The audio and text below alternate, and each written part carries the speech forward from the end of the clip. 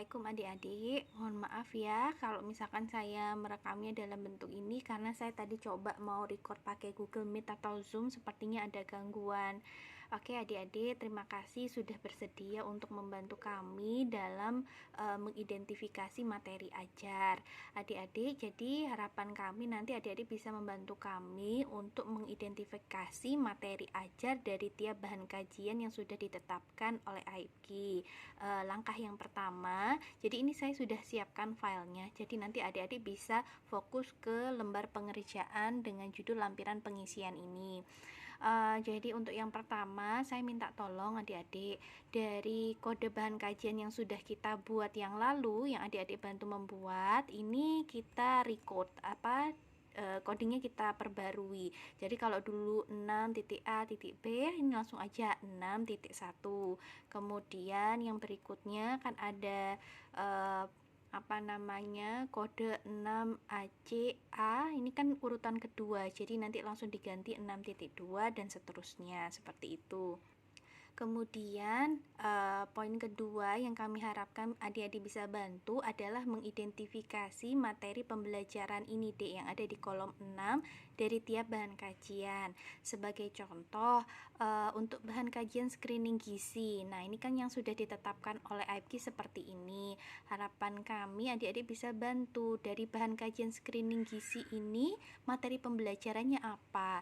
Jadi materi pembelajaran itu seperti detail dari screening gizi yang dimaksud di sini itu apa saja. Sebagai contoh, ada pengertian, tujuan, jenis-jenis dan seterusnya.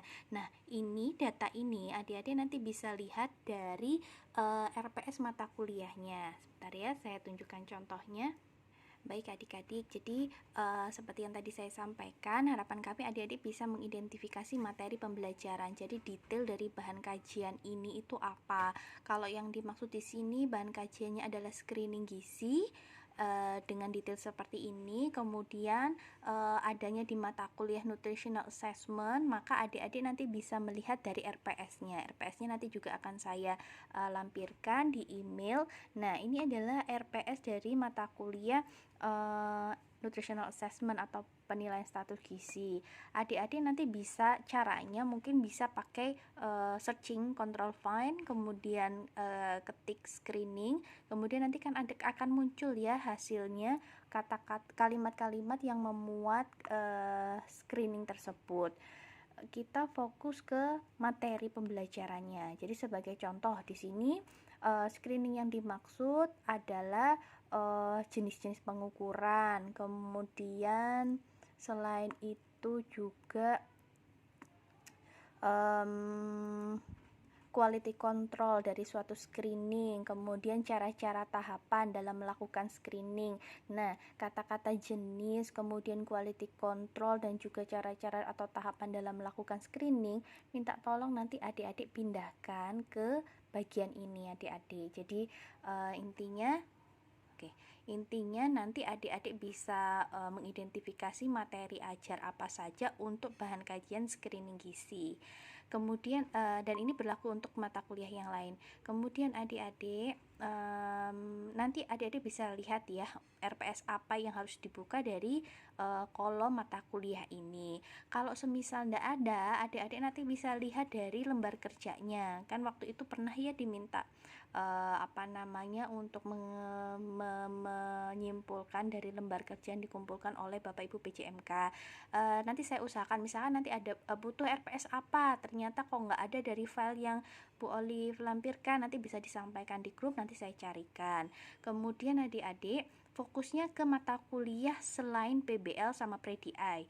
Jadi sebagai contoh, ini ada mata kuliah Nutritional Assessment Theory, ada Nutritional Assessment Praktikum, ada PBL dan juga Pre-DI. Yang PBL sama Pre-DI nggak usah dilihat. Jadi fokusnya ke mata kuliah ini saja. Kemudian ini juga sama seperti yang lain.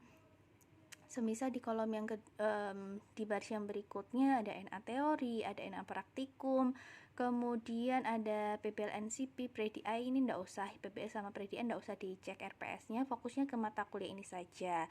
Kalau ada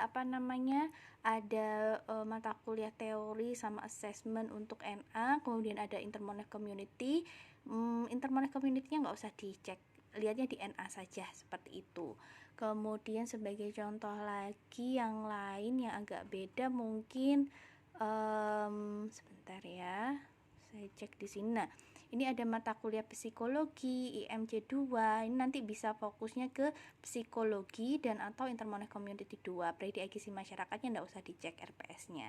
Seperti itu ya adik-adik, semoga bisa dipahami. Kalau misalkan ada yang tidak dipahami bisa ditanyakan di WhatsApp group. Terima kasih. Assalamualaikum.